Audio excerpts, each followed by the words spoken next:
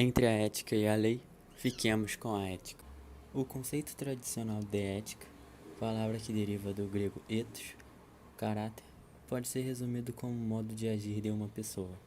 A ética, quando inserida em um contexto de costumes de uma sociedade, dará origem ao que chamamos de moral, uma ética mais ampla, podendo assim dizer que o caráter é a menor célula, é individual. A ética é a externalização do caráter em um grupo e a moral é a forma que a sociedade como um todo adota tais valores. Importante frisar que a lei nem sempre refletirá tais valores, tanto que, para os juristas, o direito natural é o sentimento de justiça, este sim, pautado na moral. Já o direito positivo é a codificação da vontade do legislador, independente da correlação entre a lei e o justo. Como já mencionado no artigo O Poder Coercitivo do Direito é a busca da pós-verdade, atualmente leis e outras formas de compelir o indivíduo a se curvar à vontade de tiranos são criadas cada vez mais ao arrepio do sentimento de justiça e, portanto, dissociadas de sua missão, perdendo sua legitimidade.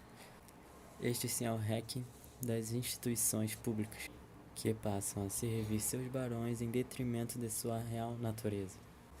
Aproveitando a expressão real natureza, é impossível deixar de lado o conflito, que parece infindável entre revolucionários e conservadores, justamente pelo fato de ser verdade o que difere um grupo de outro, sendo certo que conservadores consideram que a natureza é a sustentação de tudo, pois somente a realidade pode ser vivida em sua plenitude, já que as ideologias, frutos da criação humana, tendem a fracassar ao ponto que o infinito quebra-cabeças resultante do relacionamento humano deixará de se encaixar em determinado momento, fazendo ruir o castelo outrora criado apenas pela vontade cega de seus idealizadores. Assim como a Torre de Babel, o ímpeto humano pode até conduzi-los às alturas. Contudo, uma vez ignorada a natureza das coisas, mesmo uma gigantesca obra inevitavelmente tombará.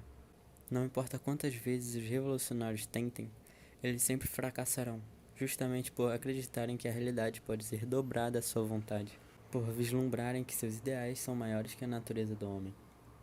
Revolucionários, sejam socialistas, nazistas ou adeptos de qualquer outra ideologia desvairada, ou mesmo os bons anarcocapitalistas, que não fazem parte de tal grupo, pecam por acreditarem que é possível, ignorando a história e a natureza humana, criar livremente uma estrutura conforme conceitos, sendo que sua criação desabará por conta de sua própria existência. Haja vista que um sistema criado artificialmente esbarra no que é essencial na natureza humana. No caso dos regimes totalitários supracitados, o Estado tentará ser a única fonte de criação. A fórmula vai de encontro ao livre-arbítrio, se destruindo por acreditar ter o poder de subverter a verdade conforme a vontade do grupo que controla o Estado. No caso dos anarcocapitalistas, ignora-se a natureza humana e que a inexistência de um Estado criará um vácuo de poder que será preenchido, na maioria das vezes, por um tirano. Contudo, independente de quem ocupe tal função, ter-se-á o espectro do Estado apenas como uma faceta reinventada.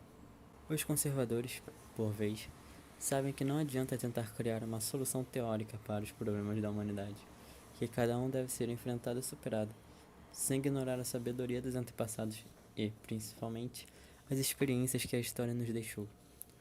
Por isso, conservadores, diferente do que os revolucionários pensam, não querem conservar o status quo, as coisas do jeito que estão, mas sim o conhecimento herdado das gerações passadas, bem como seu legado de virtudes, lavando a evolução gradual e a superação dos obstáculos de forma consciente e sem a ruptura translocada dos revolucionários. O conflito entre conservadores, que se pautam pela verdade, e revolucionários, que se deixam levar pelo afã da mudança radical, não terá termo final em um futuro próximo, pois, ao tempo em que os conservadores trazem consigo a realidade, não sendo esta derrubada em definitivo por narrativas, os revolucionários conseguem negá-la sem dificuldade, uma vez que são despidos de consciência por conta de sua ganância pelo poder ou mesmo sua arrogância que não lhes permite admitir seus fracassos, transferindo-os para outrem assim que possível, como fizeram no do nazismo, quaisquer fracassos dos revolucionários que a história lhes esfregue na face.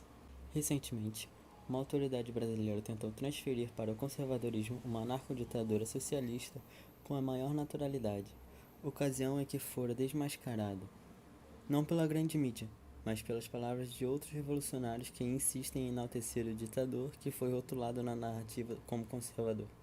Restou aos revolucionários negar abertamente seus erros, transferi-los para terceiros ou mesmo usar a lei para saírem impunes em relação às consequências devastadoras de seus devaneios.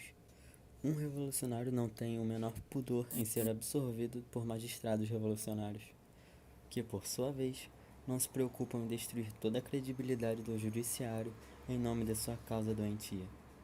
Ao negar a verdade, vendo na lei a alternativa para dobrá-la, tal pérfido grupo faz da norma um mero instrumento para sua nefasta sede de poder, maculando-a. Por isso, é imperioso que a ética e a moral sejam o norte do indivíduo, posto que, se o homem seguir apenas pela lei, será tão somente um escravo de outros homens. Encare suas decisões tendo sempre à sua frente duas barreiras, a ética ou moral e a legal. Observe que a primeira barreira deve sempre ser a da ética, a segunda da lei.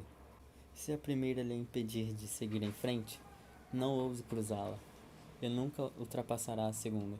Assim não estará em conflito com uma lei justa. Trarei aqui 3 exemplos: o estupro, o adultério e o isolamento. O estupro é imoral e ilegal. Logo, não se deve fazê-lo pela consciência de que é errado, sem ao menos expiar as consequências legais. De tal sorte que, apenas os criminosos doentios serão punidos por tal norma, o que de fato é merecido. O adultério não infringe a barreira da legalidade, posto que não é um crime. Sabe-se que no direito civil é reprovado, mas não é a questão.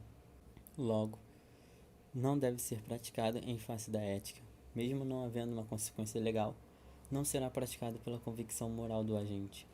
Por fim, temos o isolamento social, no qual, sem quaisquer relações com o vírus, algumas atividades estão sendo perseguidas pelo poder estatal, sendo que, por mais que viole a lei, trabalhar não pode ser considerado imoral, estando claro que apenas a norma impede que o indivíduo busque seu sustento de forma digna. Portanto, desrespeitar tal regra, por mais que seja ilegal, não é reprovável.